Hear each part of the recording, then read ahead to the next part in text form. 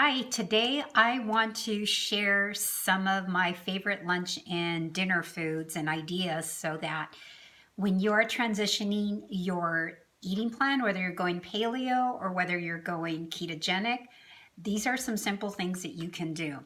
Um, as far as when it comes to lunch and dinner, I think one of the biggest mistakes is we make things so complicated. I'm about keeping it simple. Maybe I need to call myself the minimalist because I don't like having too much to do because I have a busy schedule. But also when it comes to cooking and prepping food, I like to try to keep it as simple as possible. So one of the easiest things that you can do is I call them collard green wraps, and basically are they all they are is you buy the big collard green leaf and you fill it up with different proteins. So one of my favorite is I get the cold cuts, and let me see if I have it here. I love Applegate. I love this brand. So I get the Applegate cold cuts and I put them in there, and then I'll put sometimes some cheese, like here's some goat milk cheese. I also have some grass-fed cheese. I'll put like a little slice of it. Here's some grass-fed, and you've got to make sure it's pastured. This is grass-fed, pastured raised. You don't want to be eating dairy products that come from conventional cows because you're getting a lot of the hormones. And a lot of people that go keto, they have so much cheese and dairy products, but they're getting them from sources that are not organic, that are not clean. And you know where it shows up? It shows up in their face, it shows up in their waist, and it shows up as cellulite. So that's what you want to stay away from. So you want to make sure that you eat you have clean food. So a collard green, some of this healthy cold cuts, maybe some cheese if you do okay with cheese, but sometimes people don't do well. And I like to put like a piece of avocado, and sometimes I will add a sauerkraut. Here's some fermented sauerkraut. Great for your digestion.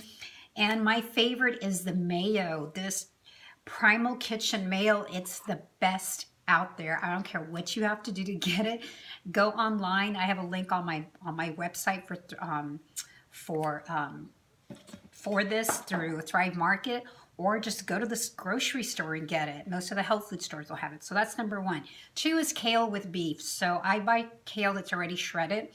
And even if your family's not doing this, you can saute the beef, put all kinds of spices. I just like to use a lot of salt and pepper.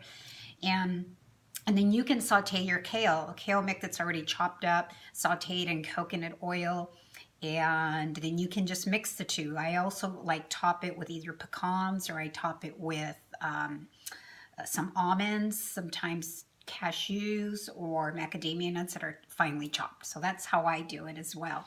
And I found I have this garlic paste. It's pretty awesome. If you ever go to the health food store, you've got to get this. It's amazing. So you'll find you'll put that on everything. Number three, pork chops. We forget about pork chops. They're not really high in fat. They have protein in them. However, I like to put like lemon on there. Once again, I add fat, so I like to add my MCT oil. I'm looking for my MCT oil. So I add that. I also add anything that is just going to give it more flavor, because I have to have fat and it has to be flavorful. Another thing that's so easy, here's another Applegate product. I try not to eat too much of the cold cuts, but these are nitrate and sulfite free. There's no gluten, no casein, there's no fillers, no antibiotics. So these are super clean. So what I like to do is actually get bacon, cook the bacon a little bit first, wrap it around the hot dog, and then I just cook it in like coconut oil. It's amazing. My kids love this. So in here you can see there's 9 grams per hot dog, and there's 9 grams of fat, and the proteins is about 7. So there's no carbs in here. So you're getting a good source of fat, and that's just one. So 2 of them is 18 grams of fat, and then of course you're getting some more fat from a couple slices of bacon. So that's how I do that. And then of course I like to add a little bit of mustard. So that's something else I do. And the other thing on my list is I like to prep fish. You got to make sure it's wild caught. You want the best kind. So I usually get like, my favorite is salmon. So I will cook the salmon in a little bit of oil. And then when it's done, I put butter on it, like a tablespoon of butter, and then I squeeze some lemon, and it's awesome. Prepped with some cauliflower rice as a side, or Brussels sprouts with bacon bits, and Brussels sprouts with lots of butter, of course, and bacon bits and garlic. Amazing. So that's another thing you can have. So something easy too, if you're on the go, like to get like, this is a canned salmon. It doesn't have a lot of fat, but I mix it up with this. That's one option. Or you can mix it up with an avocado for flavor and then just add some dill and some sea salt. So that's another thing that you can have.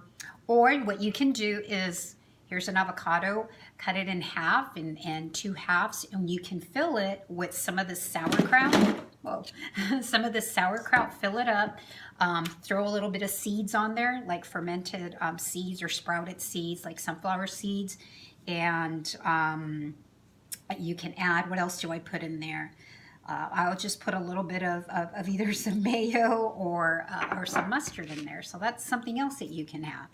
Let's see, what else am I thinking here? And of course, a protein shake. You don't have to have a protein shake just for breakfast, but if you do have a protein shake, I recommend that you use full fat milk like this instead of coming from here.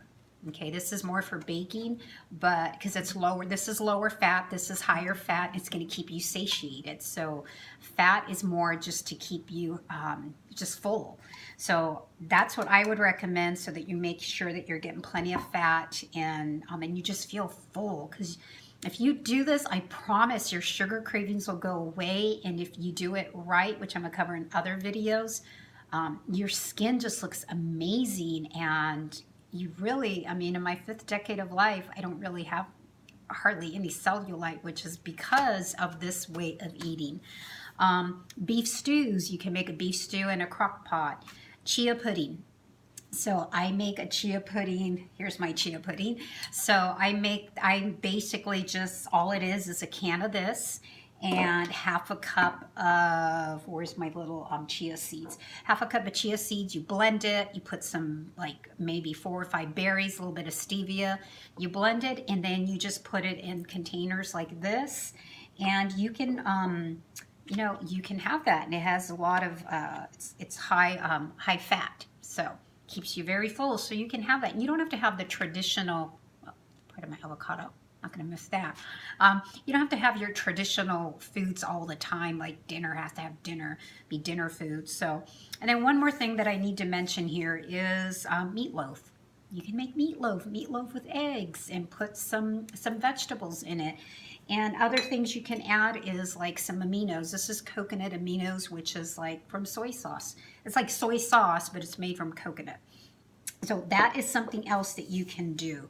So those are just some lunch and dinner ideas. I think that once you start making this a lifestyle, it just really becomes easy. So that's what I do. I feel that it's pretty easy. It's doable. The key is always keep it simple.